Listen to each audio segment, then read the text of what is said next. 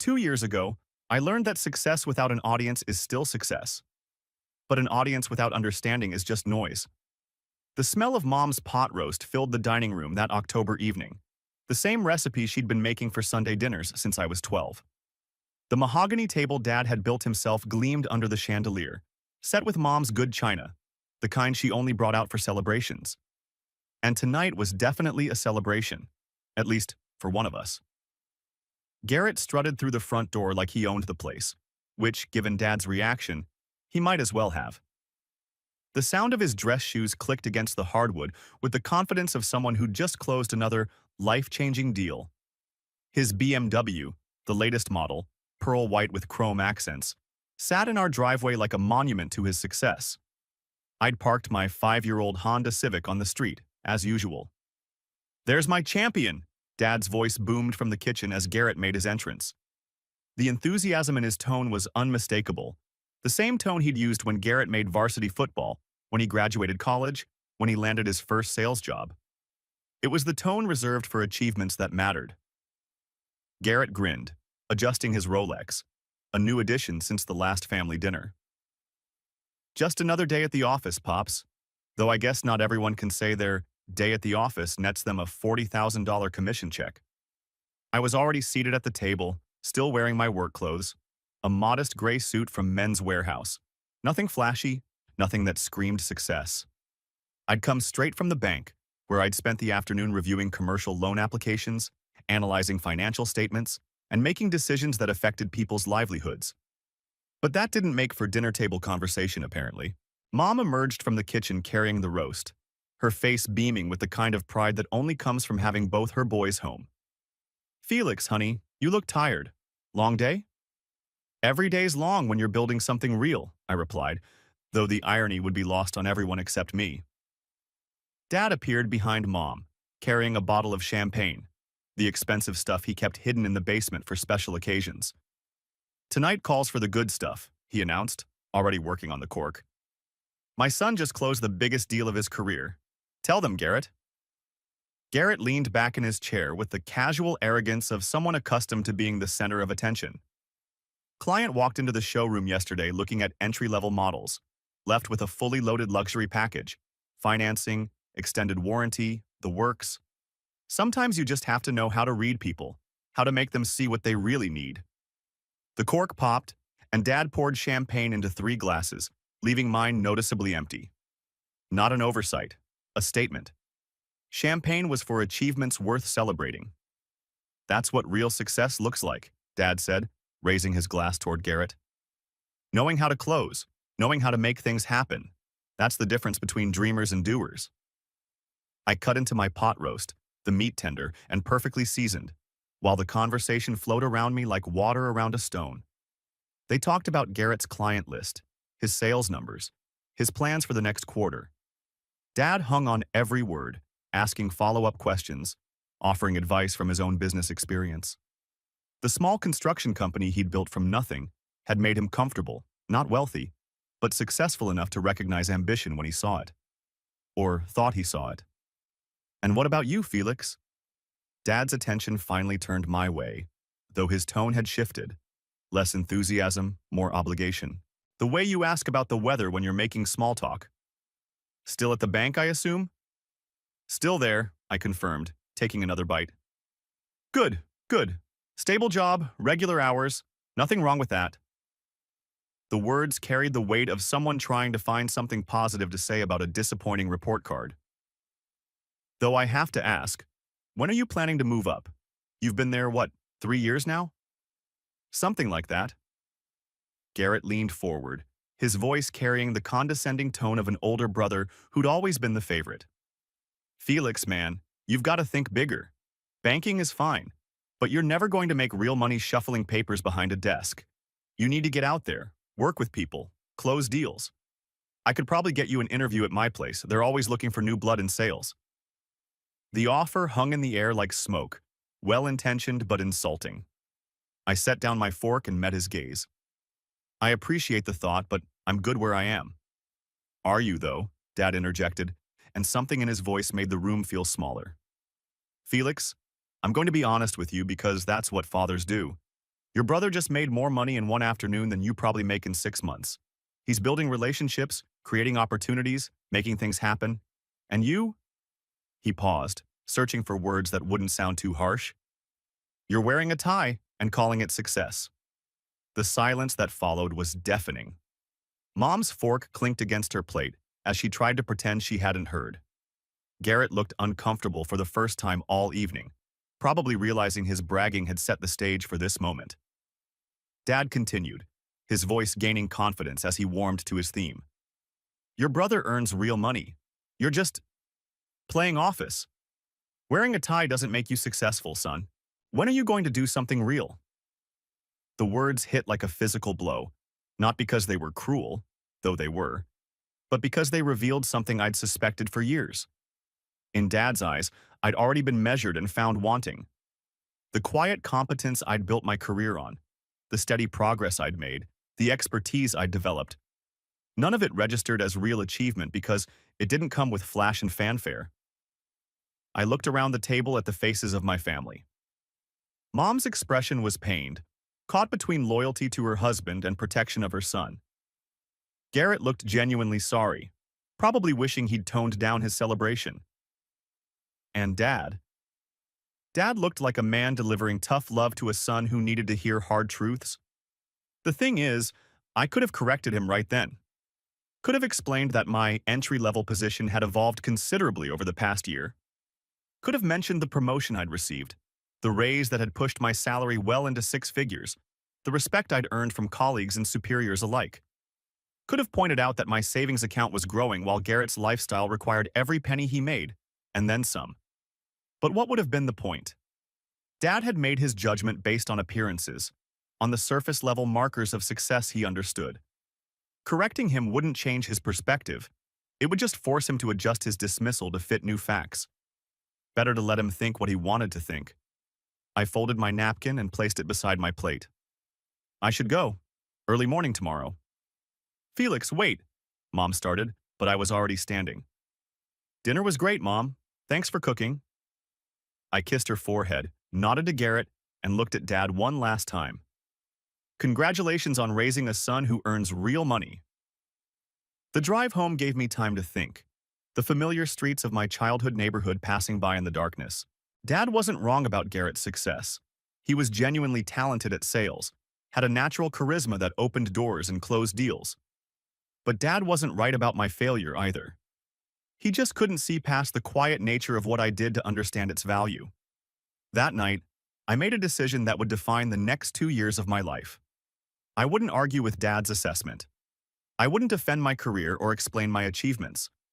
I would simply continue building the kind of success that didn't need an audience, the kind that spoke for itself when the time came. I had no idea that time would come in the form of my brother's loan application landing on my desk, or that the phone call that followed would change everything between us forever. But that's a story for another day. For now, I was content to be underestimated. Success without recognition is still success. And sometimes, the sweetest victories are the ones nobody sees coming. The manila folder landed on my desk with the same soft thud as dozens of others that morning. Thursday at Great Lakes Financial meant loan review day. My favorite day of the week, actually. There's something satisfying about analyzing numbers, seeing patterns in financial behavior, understanding the real story behind someone's credit report. Numbers don't lie the way people do. I was halfway through my second cup of coffee when Sarah, my assistant, knocked on my doorframe.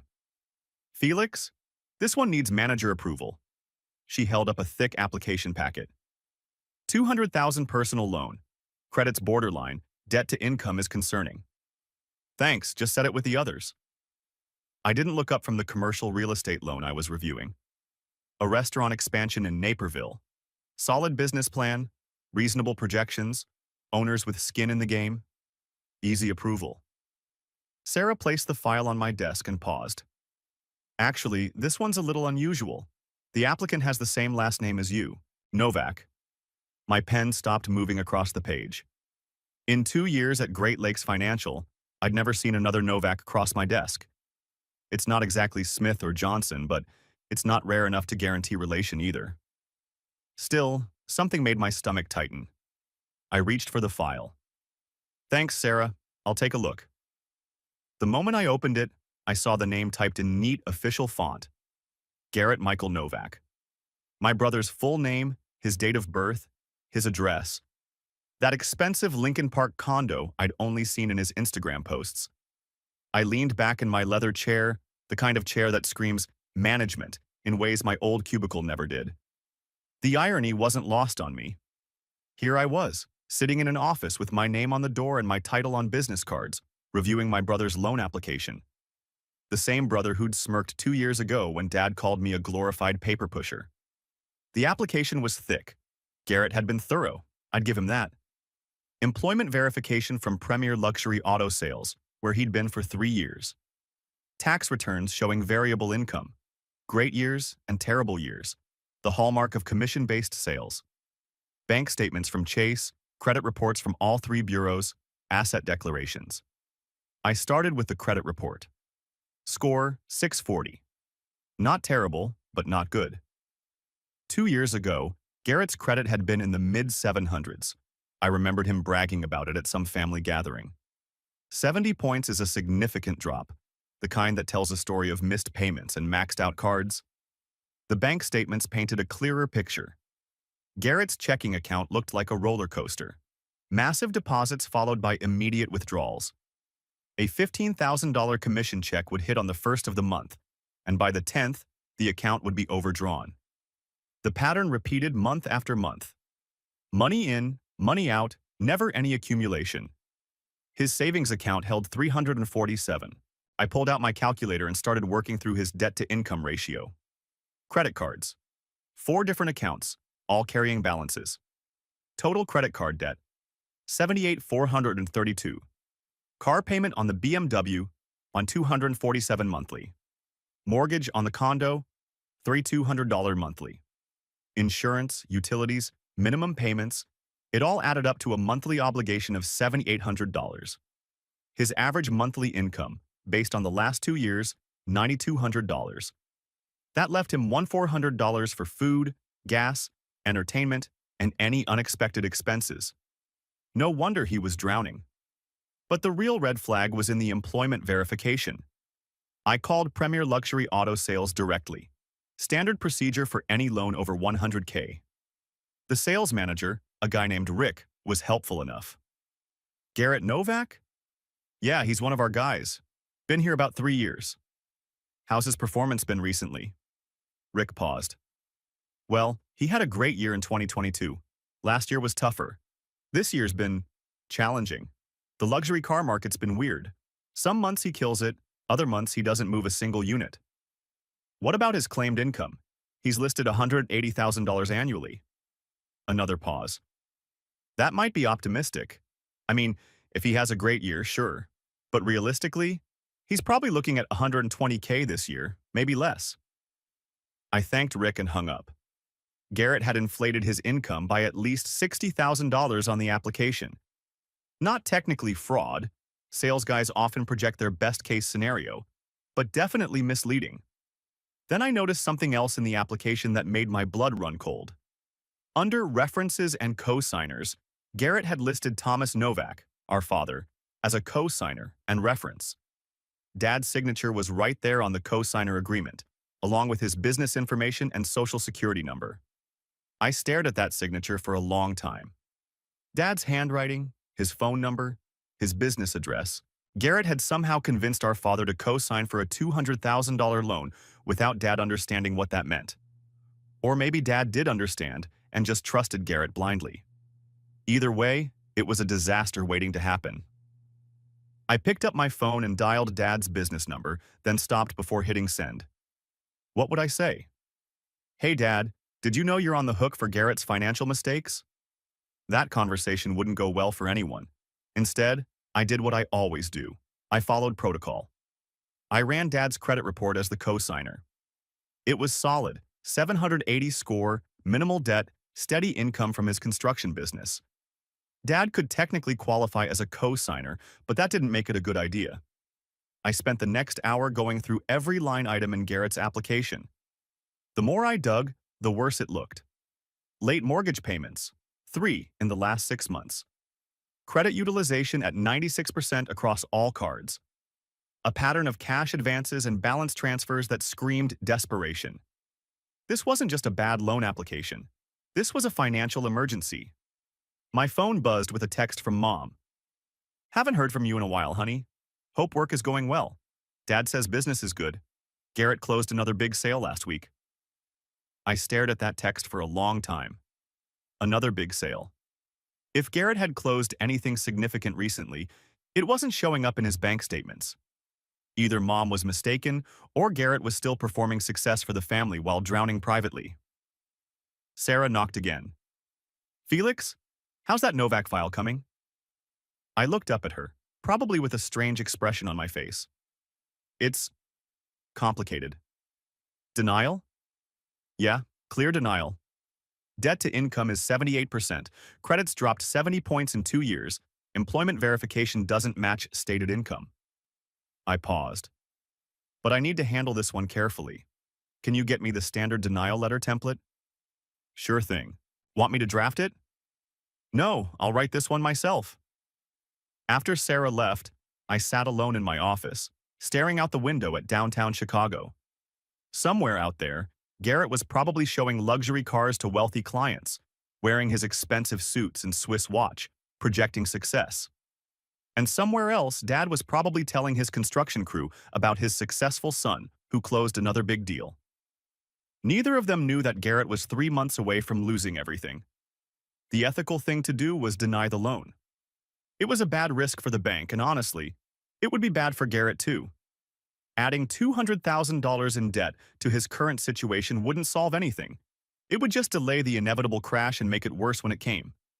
But denying the loan meant my signature would be on the rejection letter. My name, my title, Felix Novak, Credit Risk Manager. The same Felix who was just playing office, according to Dad. The same Felix who wasn't earning real money like his successful older brother. I pulled out a fresh legal pad and started writing the denial letter by hand first, the way I always do with difficult decisions. The formal language felt strange when applied to family. "After careful review of your loan application dated March 15th, we regret to inform you that your request for a $200,000 personal loan cannot be approved at this time. The primary factors in this decision include debt-to-income ratio exceeding acceptable parameters, recent credit score decline, and insufficient verification of stated income. Professional, objective, completely by the book." I was still writing when my phone rang. The caller ID showed Dad Business. For a moment, I considered not answering, but that would be cowardly, and whatever else I am, I'm not a coward. "Hi, Dad. Felix, good to catch you. Listen, I wanted to ask you something about banking stuff. Garrett mentioned he might need to move some money around for a business opportunity. You know anything about personal loans?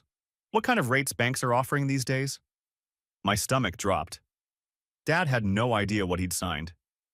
"Dad, are you asking hypothetically or—" "Well, Garrett said he might need to borrow some money, expand his client base, maybe lease a better office space. You know, investment in his future. I told him I'd help however I could." I closed my eyes. "Dad, did Garrett ask you to sign anything recently?" "Sign what?" "Oh, you mean like a reference?" "Yeah, he said banks like to see family support for entrepreneurs." I was happy to put in a good word. "Why?" "What exactly did you sign?" "I don't know, some paperwork. Garrett handled it. Said it was just a character reference. Show the bank that family believes in him." "Felix, what's this about? You sound worried." I looked down at Garrett's application, at Dad's signature on the co-signer line. He truly had no idea what he'd agreed to. "Dad, I need you to be very careful about any financial documents you sign, even for family. Make sure you read everything, understand what you're agreeing to." "Of course I do. I'm not stupid, Felix. I've been running a business since before you were born." "I know, Dad. I just—" "Be careful, okay?" After I hung up, I sat in my office for another 20 minutes, just thinking. Garrett had manipulated Dad into co-signing without Dad understanding the implications. That alone made me angry enough to deny the loan out of principle. But the numbers made the decision for me. This was a bad loan by every metric we used. If Garrett were a stranger, I'd deny it without a second thought. I typed up the formal denial letter, printed it on official letterhead, and signed it with my full title. Felix Novak, Credit Risk Manager, Great Lakes Financial. Then I did something that would change everything. I made sure the denial letter would be sent to both Garrett and Dad, as required by law for co-signed applications. Dad would get his own copy, with my signature clearly visible. I stared at the loan application on my desk for a full minute before opening it. Garrett Novak. My brother's name in black ink on official bank letterhead felt surreal, like seeing a ghost materialize in my sterile office. The application was thick. Too thick for a straightforward personal loan. I flipped through the pages, my trained eye catching details that made my stomach sink. Requested amount, $200,000. Purpose, business expansion and debt consolidation. The second part told me everything I needed to know. My assistant knocked and peered in. Felix? The Novak application. It's flagged for immediate review. The automated system kicked it back because of the debt-to-income ratio. I see it. Thanks, Michelle. I kept my voice steady, professional. She didn't need to know this was my brother bleeding financial red ink across my desk. I opened Garrett's credit report first. The numbers hit me like a physical blow. Credit score, 640. 2 years ago, when Dad was toasting his success, Garrett probably had a score in the mid-700s. Now he was barely above subprime territory. Late payments scattered across the report like bullet holes. Credit cards maxed at $78,000 total. And the inquiries, God, the inquiries. 12 hard pulls in 6 months. Desperation had a credit report signature, and this was it. His employment verification came back inconsistent. Garrett claimed $180,000 annual income, but his tax returns told a different story. Last year, $156,000. The year before, $134,000. This year, based on his year-to-date pay stubs, he was tracking toward maybe $120,000. Commission-based income was volatile, but this wasn't volatility. This was decline. I pulled up his bank statements. The spending pattern made me physically nauseous. BMW lease, $850 monthly. Condo mortgage, $3,200. Credit card minimum payments, $2,400. Insurance, utilities, food, entertainment. The math was brutal and simple. In good months, Garrett barely broke even. In bad months, he borrowed to survive. But the real kicker was at the bottom of the application. Emergency contact and cosigner, Thomas Novak. My father's name, address, and phone number in Garrett's handwriting. I grabbed my phone and called our family home. Dad, it's Felix. Felix, good to hear from you, son. How's work? Still playing office, I thought, but didn't say. Dad, did Garrett talk to you about co-signing anything recently? Co-signing? No, why? I closed my eyes. Garrett had forged Dad's consent. Not legally forged, Dad's signature wasn't on anything yet. But he'd listed him as willing co-signer without permission. In the banking world, this was a massive red flag for character. Just checking on something. I'll call you later. I hung up and stared at the application again. By every metric we used, this was a clear denial. Debt-to-income ratio, 78%. Anything over 40% required special approval. Credit score declining. Income unstable. Unauthorized cosigner reference.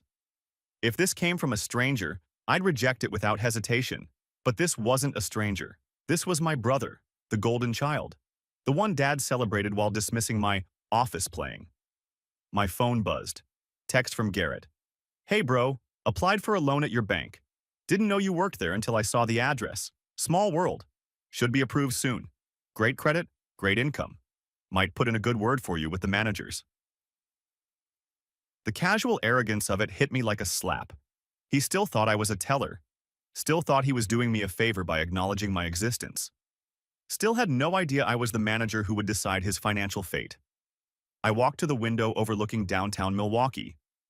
15 floors below, people hurried along the sidewalks, each carrying their own financial stories. Dreams, debts, hopes, desperation. From up here, they all looked the same size. My reflection stared back from the glass. conservative navy suit, understated tie, hair slightly graying at 27 from stress and long hours. I looked like what I was, a serious professional who'd built something real. Not flashy, not Instagram-worthy, but solid, dependable, successful in ways that mattered beyond appearances. Behind me, my office told the same story. MBA diploma on the wall from Northwestern. Banking certifications. Awards for loan portfolio performance. Photos from company retreats with my team. A life built on competence, not charisma. I returned to my desk and opened Garrett's file one more time. The brother I'd grown up with was drowning in debt, and he didn't even know it. The BMW, the designer clothes, the expensive dinners, all of it funded by credit cards and desperation. He was performing wealth while hemorrhaging money. The irony was crushing. Dad had spent 2 years bragging about Garrett's success to anyone who'd listen. My son the salesman, 6-figure deals, living the American dream. Meanwhile, Garrett was living the American nightmare. High income, higher expenses, zero net worth. I thought about that dinner 2 years ago. Dad's dismissive laugh when he called my work playing office. Garrett's smug grin when he talked about knowing how to close deals. Mom's uncomfortable silence. My quiet exit without defending myself. I'd made a choice that night. Instead of arguing, instead of explaining what I really did, I decided to let my actions speak. I'd focused on building something real while they celebrated something hollow. Now, reality was catching up. Garrett's house of cards was collapsing, and somehow, impossibly, I was the one holding the match. My computer chimed with an email from our senior loan committee. High-value denials required additional oversight. I'd need to document my reasoning thoroughly and get sign-off from the department head. Standard procedure, but in this case, it meant my decision would be reviewed by people who knew me professionally. I started typing my analysis. Application presents multiple risk factors inconsistent with institution lending standards. Debt-to-income ratio exceeds acceptable thresholds. Credit profile shows deteriorating payment history. Income documentation reveals declining earnings trend. Unauthorized cosigner reference raises character concerns. Recommendation: deny. Professional, objective, accurate. Everything a loan denial should be. But as I typed, I kept hearing Dad's voice from that dinner. Your brother earns real money. You're just playing office. I saved the document and leaned back in my chair. In 20 minutes, I'd sign this denial and send it through the system. Garrett would get a rejection letter. Dad, as the listed cosigner, would get a copy. And they'd both learn that the son who was just playing office had the power to make decisions that would reshape their understanding of success. The phone on my desk rang. Michelle's voice came through the intercom. Felix, your 3 p.m. appointment is here. Send them in. I closed Garrett's file and prepared for my next meeting. Just another day at the office. Just another loan decision. Just another moment when quiet competence would speak louder than any argument I could have made at that dinner table 2 years ago. Outside my window, Milwaukee hummed with afternoon energy. Somewhere in the city, Garrett was probably celebrating a sale, posting about his success on social media, completely unaware that his financial world was about to crumble.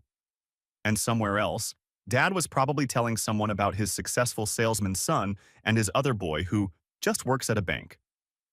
By tomorrow, everything would be different. 6 months had passed since that conversation in the coffee shop with Dad. 6 months of radio silence, awkward family gatherings where everyone tiptoed around the elephant in the room, and Garrett slowly, painfully rebuilding his life from the ground up. I'd watched from a distance as he sold the condo, traded the BMW for a used Toyota Camry, and moved into a modest apartment on the south side. The flashy Instagram posts had stopped. The designer clothes disappeared.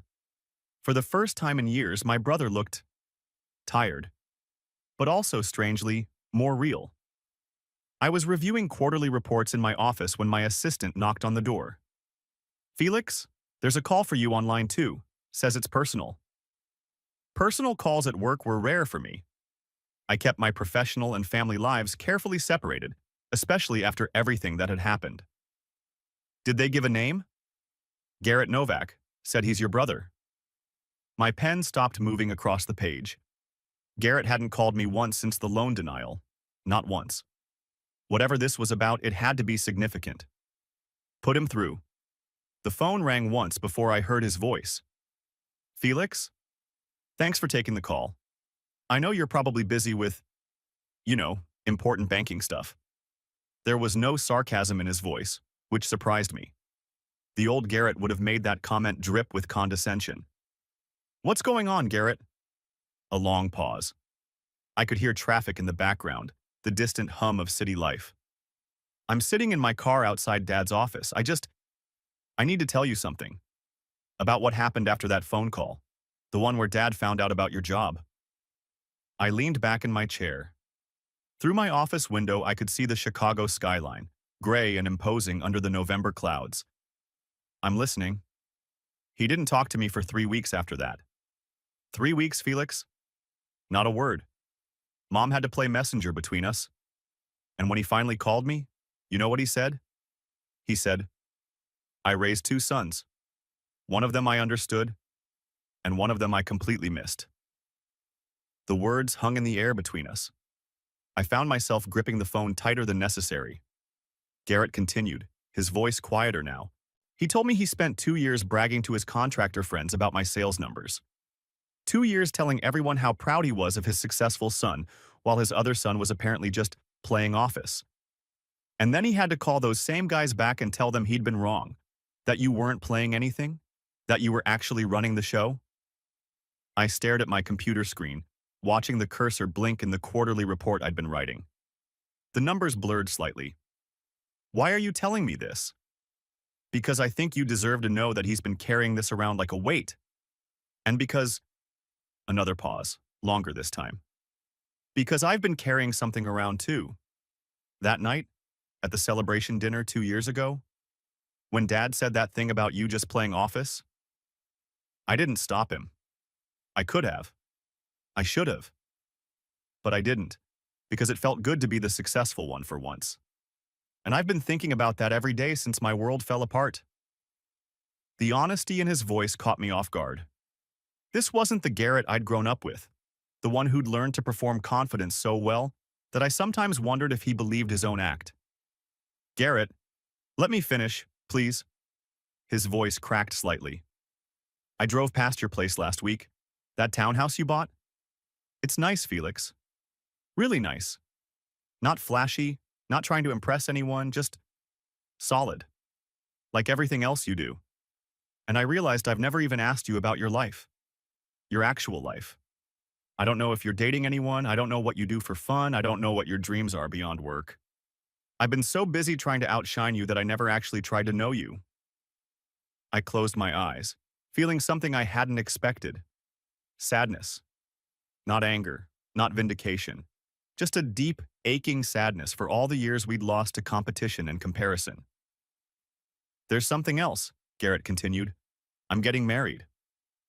That opened my eyes. What? Her name is Lisa. She's a teacher. Makes $43,000 a year and drives a Honda Fit with a dent in the passenger door. She's the most real person I've ever met, and she doesn't care about any of the stuff I used to think mattered. We've been together for 4 months, since right after I sold the condo. And Felix? She asked me about you last week. She said, tell me about your brother. The real stuff, not the family drama stuff. What's he actually like? And I realized I couldn't answer her. I found myself smiling, despite everything. A teacher named Lisa who drives a dented Honda Fit. She sounds perfect for you. She is, and she wants to meet you. Both of you, actually. You and Dad. She says families are complicated, but they're still families. She thinks we can figure this out if we actually try. Through my office window, I watched a construction crew working on the building across the street. They moved with practiced efficiency, each person knowing their role, trusting the others to do theirs. It reminded me of something Dad used to say about his own construction crews. Everyone's got a job to do. The foundation guy isn't better than the electrician. They're just different jobs, and you need them all. Felix, you still there? Yeah, I'm here, just thinking. I turned away from the window. Garrett, I need to ask you something, and I need you to be honest. Are you calling me because Lisa thinks you should? Or because you actually want to rebuild this? Another long pause. When he spoke again, his voice was steady. Both. Lisa made me realize I wanted to, but I didn't know how. And I was scared you'd tell me it was too late. Is it? Too late? The question sat between us like a challenge. I thought about all the family dinners where I'd been overlooked, all the achievements that went unnoticed, all the times I'd bitten my tongue when Dad praised Garrett's latest commission while dismissing my steady progress as playing office. I thought about the loan application, about the professional distance I'd maintained, about the choice I'd made to let my work speak for itself rather than defending my worth to people who'd already decided I had none. But I also thought about Garrett sitting in his used Toyota, calling me from outside Dad's office, admitting to mistakes I'd never expected him to acknowledge. I thought about him finding someone who loved him for who he was, rather than what he appeared to be. I thought about the fact that he was asking, genuinely asking, whether we could try again. No, I said finally. It's not too late, but it can't go back to the way it was. I'm not going to spend the next 20 years trying to prove myself to you or Dad or anyone else. I know who I am and what I've built. If you want to know me, really know me, then you're going to have to accept that I don't need your approval anymore. I'd like your respect, and I'd love your friendship, but I don't need your validation. I understand. And Felix? For what it's worth, you've had my respect for months now. I just didn't know how to say it. I felt something loosen in my chest, a tension I hadn't realized I'd been carrying.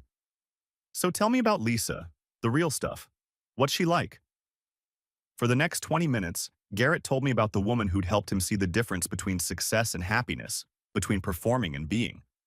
He told me about their plans for a small wedding, about her students who sent her handmade cards, about how she'd laughed when he tried to impress her with his sales stories and said, "That's nice, but what do you actually care about?" When he finished, I found myself genuinely happy for him. She sounds like exactly what you needed. She is. And Felix? She wants to have dinner with you next week. Both of us do. No family drama, no history, just getting to know each other. Would you be up for that? I looked at my calendar, already mentally rearranging meetings. Yeah, I'd like that. After we hung up, I sat in my office for a long time, watching the construction crew across the street pack up their tools as the day ended. My phone buzzed with a text from an unknown number. "Hi, Felix. This is Lisa, Garrett's fiancée. He gave me your number. Hope that's okay. Looking forward to meeting you next week. P.S. He's been practicing how to ask you to be his best man. Fair warning." I stared at the message, feeling something I hadn't experienced in years when it came to my family. Hope. Not the desperate hope of someone still seeking approval, but the quiet hope of someone ready to build something new on a foundation of mutual respect rather than old resentments. The construction crew had finished their work across the street. Tomorrow, they'd return and continue building, one steady day at a time. It seemed like a pretty good metaphor for what Garrett and I were about to attempt. My phone rang again. This time, it was Dad.